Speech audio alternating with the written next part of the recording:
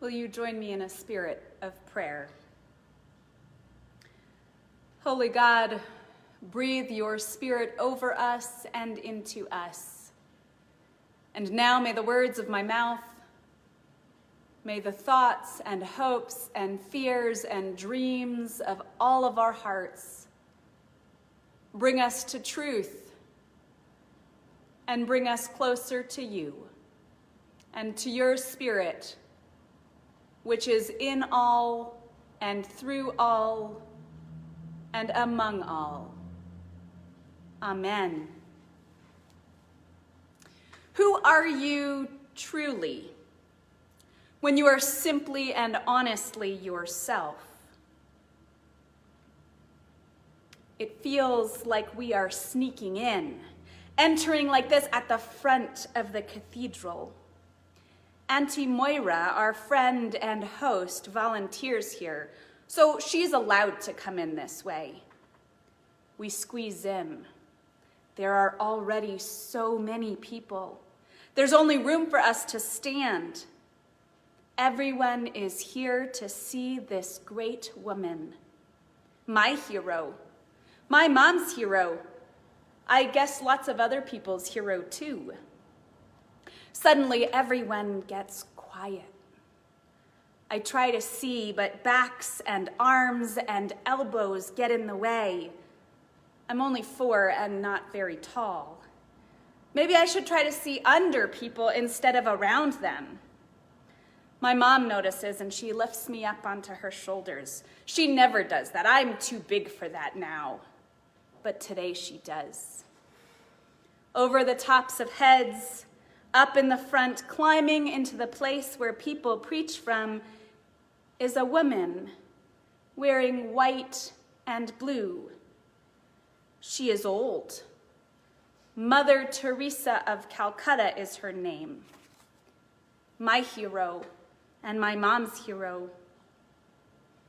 You can feel her presence, and her hair is very white, just like my grandma's. Now, as an adult, I cannot remember Mother Teresa's voice, nor what she said, but I do remember my awe at her presence.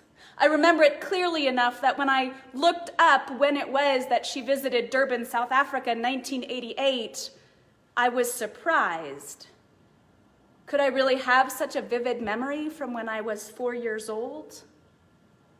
But sure enough, I had no idea then that one day I would walk the streets of Calcutta and witness the poverty in which Mother Teresa served. I had no idea then that I would one day be called to ministry in my own right.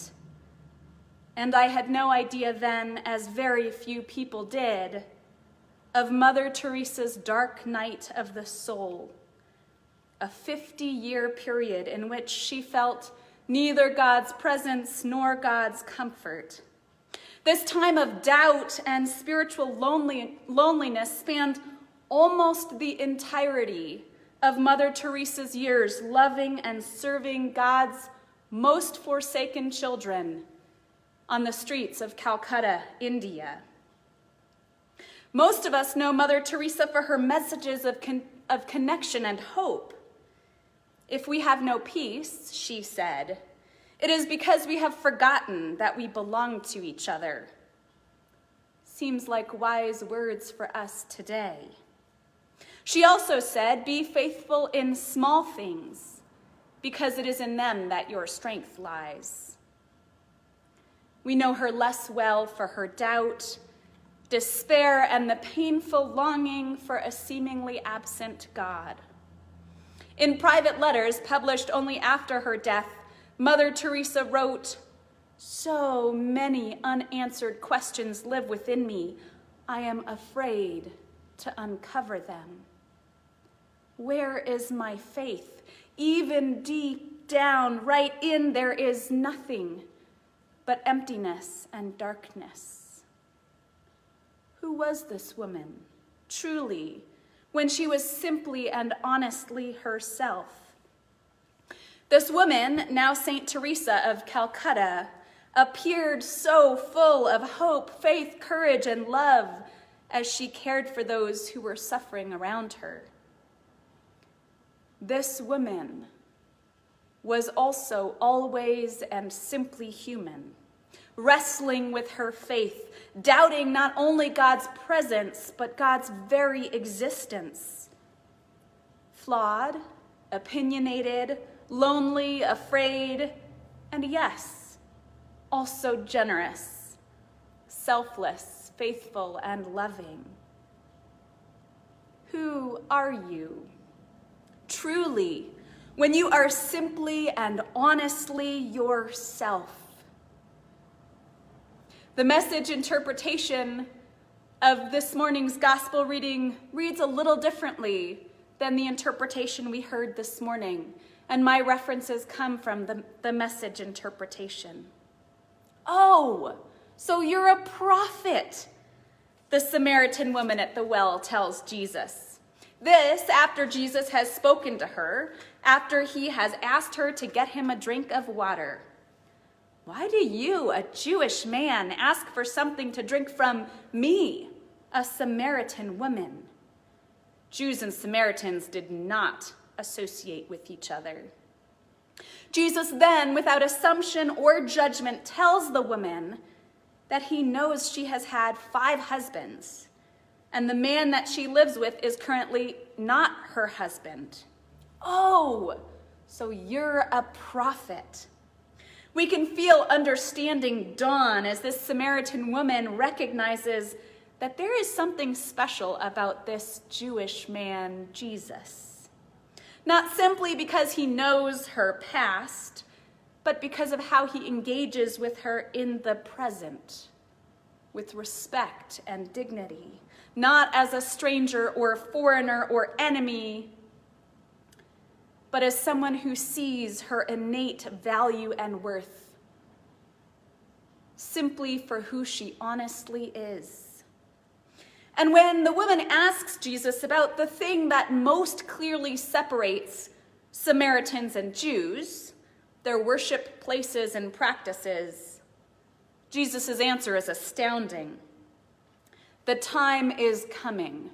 In fact, it has come already, when what you are called will not matter, and where you go to worship will not matter. It is who you are and the way you live that count before God. Your worship must engage your spirit in pursuit of truth. That is the kind of people Abba, God, is out looking for. Those who are simply and honestly themselves before God in worship. Who are you when you are simply and honestly yourself? Children share their simple and honest selves pretty freely. Any of us who are blessed to have children in our lives, for whatever reason, in whatever capacity, know that they do this pretty freely. Perhaps this is why Jesus instructs us that to enter God's kingdom, we must become like children, willing to share our simple and honest selves. But most of us adults, share that truest self with very few others. A spouse, a sweetheart, a best friend, perhaps a sibling, parent, or adult child. For many of us, it takes a whole lifetime of rediscovery, of uncovering, of removing the layers of protection and performance that we have spent a lifetime building around our truest selves. Many of us experience hurt or betrayal when we share all of who we are. Perhaps we are rejected for who we love, for what we believe, or what we cannot believe.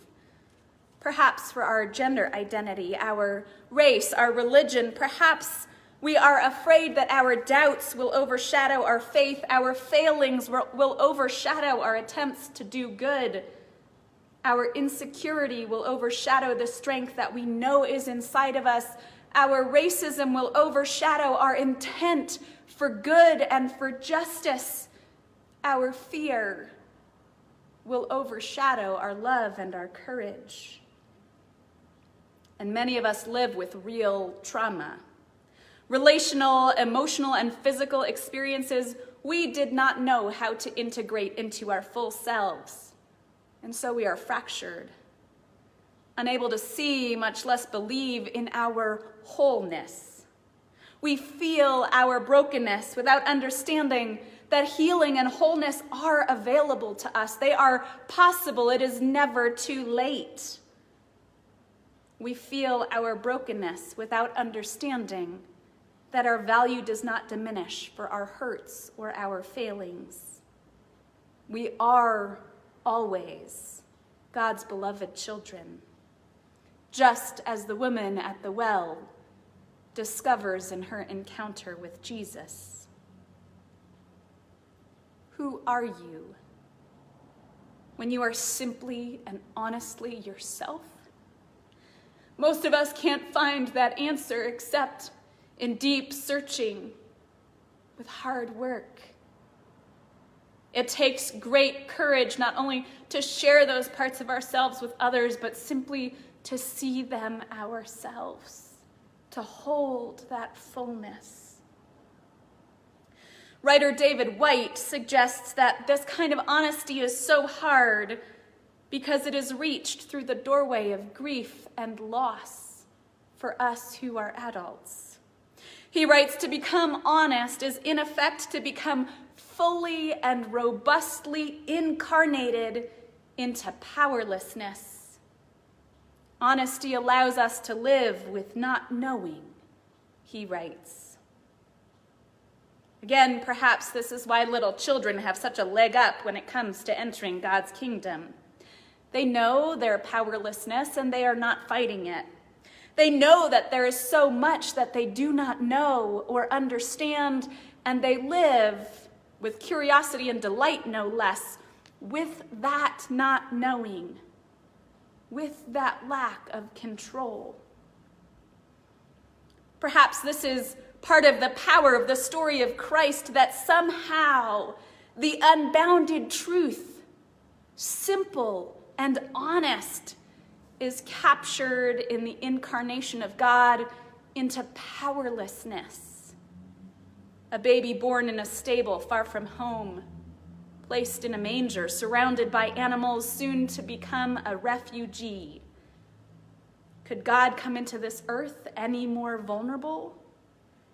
And yet the angels sing of this birth. The shepherds proclaim it. The magi come to see and to worship this incarnation into powerlessness.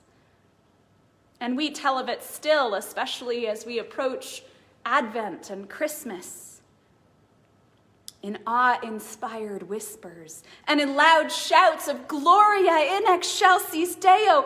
God is here, incarnate in powerlessness. If God could be born into such powerlessness, such unknowing and such uncertainty, then perhaps we can live into ours, imperfectly sure, but with courage nonetheless. Who are you when you are simply and honestly yourself? If you're like me, if you're like most of us, the truth of the answer of who you are simply and honestly is a paradox. Like the paradox of the humble, loving, faithful Saint Teresa, who lived in the shadows of loneliness, divine absence, and spiritual despair. Most of us are walking paradox, walking contradictions, strength and weakness, power and vulnerability, wisdom and foolishness, agency and powerlessness, love and resentment. A woman at the well, 5 husbands and a man who is not her husband, and yet when she says, I have no husband, Jesus says that is true. A woman at the well, a foreigner yet a conversation partner, a stranger yet known, without her own power, or even much agency, yet the first in John's gospel to proclaim Jesus a prophet. Who are you when you are simply and honestly yourself? I dare say this is a question that cannot be answered quickly or easily. For most of us, it takes a lifetime, and it takes courage. Perhaps most of all, it takes faith. God is calling us. God is calling you to engage your spirit in pursuit of truth. Truth outside of yourself, yes, absolutely. We are desperate for that kind of truth these days, but perhaps even more importantly, truth within. Worship, honoring and revering God, asks that we come simply and honestly as we are. God does not call us to be Mother Teresa or Mahatma Gandhi, Dr. King, or even Jesus. God calls us to be our truest selves. God calls you to be you, simply and honestly, and to bring your truest self, the spirit of who you are before God, in love. It is who you are and how you live that count before God. This is challenging and liberating news for us as we navigate a world starving for truth, starving for spirit, starving for hope.